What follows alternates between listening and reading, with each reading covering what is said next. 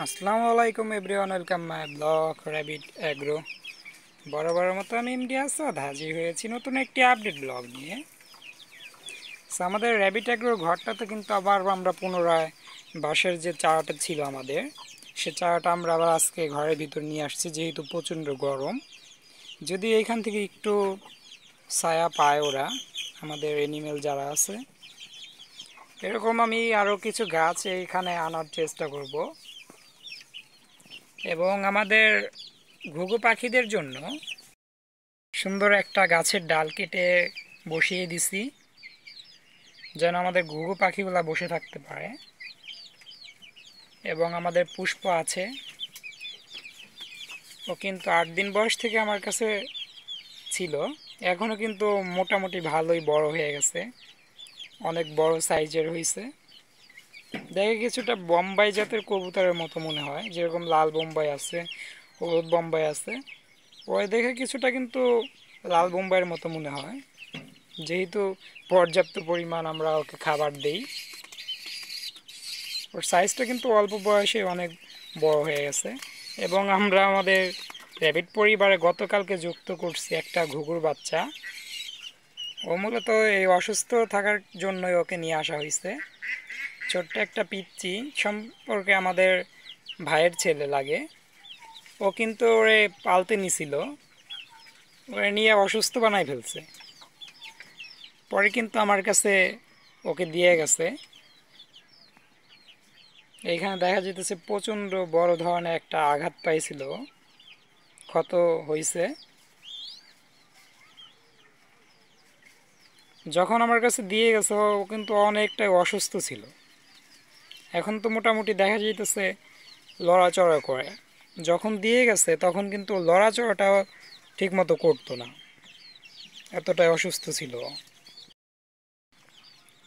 আমাদের দেশীয় জাতের যে ঘুঘুটা, মূলত তিলা ঘুঘু নামে আমাদের কাছে যেটা পরিচিত, অ্যাভেলেবল দেখা যায়, সম্ভবত ওই জাতেরও না, আরেকটা জাতের ঘুঘু আছে, ওর নাম হচ্ছে রাজঘুঘু বা বড় ঘুঘু নামেও পরিচিত। কিছুটা আমাদের এই পুষ্পর সাইজের হয়, সম্ভবত ওই ঘুঘুর বাচ্চাও।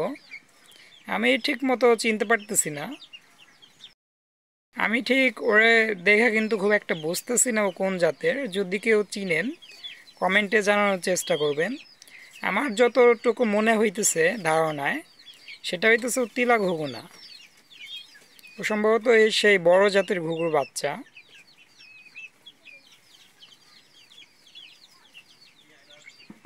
দেখা যাক লাস্ট পর্যন্ত ও কী জাতের হয়।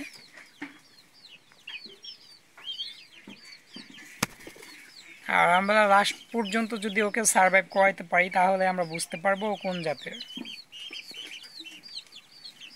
ও কিন্তু মোটামুটি এখন সুস্থই হয়েছে, যদিও শুরুর দিকে খুব একটা সুস্থ ছিল না, অসুস্থই ছিল।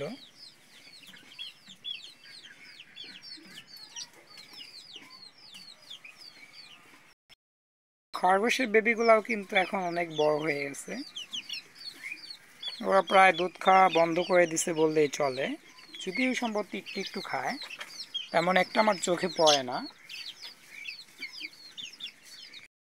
প্রচণ্ড গরমে আমাদের মুরগি সহ সব এনিমেলই কিন্তু প্রচণ্ড ক্লান্ত, খাবার খাওয়া কিন্তু সবাই একদমই কমিয়ে দিছে, খাবার ঠিক মতো খাইতে চায় না। এবং আমাদের র্যাবিটগুলাও কিন্তু সেম সেরকমই, শুধু বসে থাকে।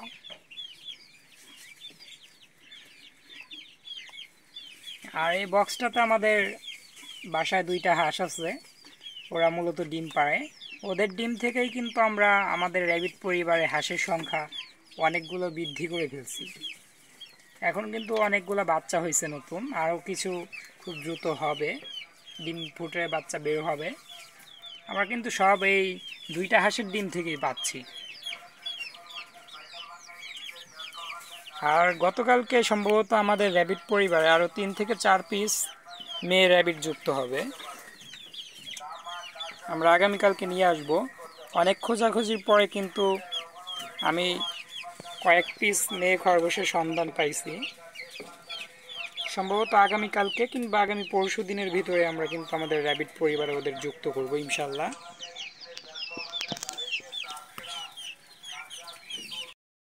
আর এই পাশে যেহেতু আমাদের কোয়েল আছে, কোয়েলের বাচ্চা ফোটানোর জন্য আমি ডিম রাখছিলাম এই নেস্ট বক্সে।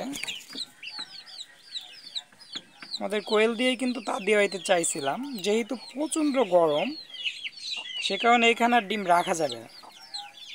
আর যেহেতু ঠিক মতো আমাদের কোয়েলগুলা কিন্তু ডিম দেয় না, যেহেতু চাউল খুদ এ ধরনের খাবার খাইয়ে ওদের রাখা হয়, মূলত সেই কারণেই সম্ভবত ডিমের সংখ্যা একদমই কম। আগেরবার কিন্তু 9টা ডিম পাড়ছিল, 9 দুগুণ 18 দিন সময় লাগছিল। এবার কিন্তু সম্ভবত 18 দিনেও আমরা 9টা ডিম পাবো না, কেননা 3 থেকে 4 দিন পর পর কিন্তু একটা করে ডিম পাড়ে। সে কারণে মূলত এখানে আর ডিম রাখা যাবে না। ডিমগুলো আমরা নিয়ে ফ্রিজে রাখবো। যদি কখনো ওইটা লক্ষ্য করি যে আমাদের কোয়েলটা ডিমে তা দিতে চাইতেছে বা নেক্সট বক্সটাতে বসতেছে, তখন আমরা ফ্রিজ থেকে বের করে আবার ওকে দিব। কারণ এত পরিমাণ এতটা যে গরম, এই গরমে কিন্তু আমাদের ডিমগুলো নষ্ট হয়ে যাবে। অলরেডি একটা ডিম দেখা যাইতেছে কিছুটা ভেঙে ফেলছে, যদিও ক্যামেরায় বোঝা যাইতেছে না যেহেতু একদম ক্লিয়ার সাদা ডিম না, কিছুটা ভেঙে ফেলছে মানে ফাটিয়ে ফেলছে। এই ডিম থেকে বাচ্চা ওঠানো যাবে, খুবই কষ্ট হবে। এখানে আমাদের টেপ লাগিয়ে দিতে হবে যেন বাহিরের হাওয়া ভিতরে প্রবেশ না করলেই এই ডিম থেকেও কিন্তু আমরা বাচ্চা পেতে পারি। চেষ্টা করব, কারণ আমার ডিম খেতে খুব একটা ভালো লাগে না কোয়েলের। আর আমরা আগে যে ডিমগুলো বসিয়ে দিয়েছিলাম, আগামী 2-3 দিনের ভিতর কিন্তু আমাদের সে ডিম ফুটে বাচ্চা বের হবে।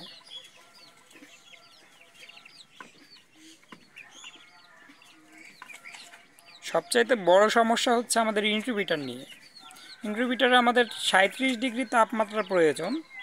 আমাদের বাহিরের তাপমাত্রা কিন্তু ওয়েদার এতটাই পরিমাণ গরম, বাইরে কিন্তু আমাদের তাপমাত্রা সবসময় 38+ থাকে। সে কারণে আমাদের সমস্যা হচ্ছে ইনকিউবেটরটা নিয়ে। ডিমগুলো ফ্রিজে রেখে দেব। যদি আমাদের কোয়েলটা ডিমে তা না দেয়, তাহলে আমরা পুনরায় আমাদের ইনকিউবেটরে ডিমগুলো বসিয়ে দেব। আমাদের ইনকিউবেটরের তাপমাত্রাটা একদমই কিন্তু আমরা কমিয়ে দিছি, প্লাস আমাদের ঢাকনাটা কিন্তু আমরা দিনের বেলা খুলে রাখি। কিন্তু তাপমাত্রা বাড়তে বাড়তে প্রচুর বেড়ে আমাদের ডিমগুলোর বাচ্চা কিন্তু মারা যাবে ডিমের ভিতরেই।